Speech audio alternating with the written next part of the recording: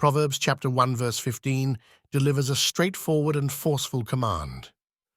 My son, do not walk in the way with them. Keep your foot from their path. This verse is a continuation and culmination of the warnings presented in the preceding verses. It shifts from detailing the lures and dangers associated with wicked companions to a direct exhortation for personal action and moral decisiveness. The speaker addresses the listener affectionately as "my son," which is indicative of a deep concern for the listener's welfare and spiritual integrity. This familial term not only strengthens the emotional connection, but also emphasizes the seriousness of the advice being given. It's not merely a suggestion, it's an urgent plea from someone who holds a vested interest in the listener's moral and spiritual development. The directive, "do not walk in the way with them," uses the metaphor of a journey to illustrate life choices. Walking in this context is deliberate. It signifies the course of life one chooses to follow.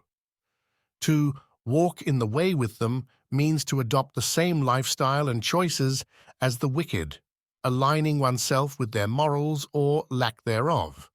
The phrase implies a progressive alignment with evil, warning that companionship with sinners is not static, but a path leading further from righteousness. Keep your foot from their path reinforces the initial command and adds an element of caution to avoid even the beginnings of temptation. Here, the imagery of the foot evokes the idea of stepping or stumbling into danger. It suggests that even a single step on their path can lead to further entanglement in sin. The path metaphorically represents a predetermined route that leads to destruction. Therefore, the exhortation to keep one's foot from it is a call to conscious avoidance and proactive decision-making. This verse speaks to the power of choices and their consequences. It underscores the teaching that moral integrity is maintained not just through passive avoidance, but through active decision-making. It calls the reader to not only be aware of evil, but to actively distance oneself from it. This proactive distancing is crucial in maintaining one's moral compass and spiritual direction. The implications of this verse are far-reaching. In everyday life, this might look like avoiding situations where unethical behavior is not just possible, but likely. It might mean choosing not to participate in conversations that denigrate others or stepping away from business practices that are unjust. It calls for vigilance in relationships, ensuring that one's closest associates are those who uplift rather than corrupt. Moreover, the verse is a reminder of the importance of the environments we choose to place ourselves in. Environments can shape habits, and habits can harden into character.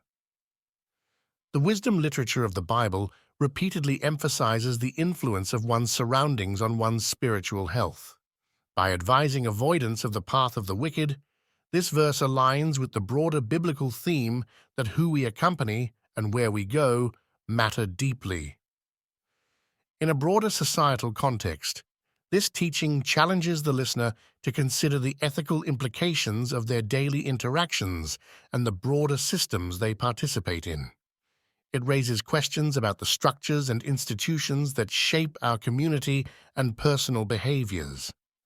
Are they paths of righteousness, or do they lead to moral compromise and injustice? Ultimately, Proverbs chapter 1 verse 15 is a call to personal integrity and discernment. It encourages a posture of thoughtful engagement with the world, paired with a steadfast commitment to ethical living.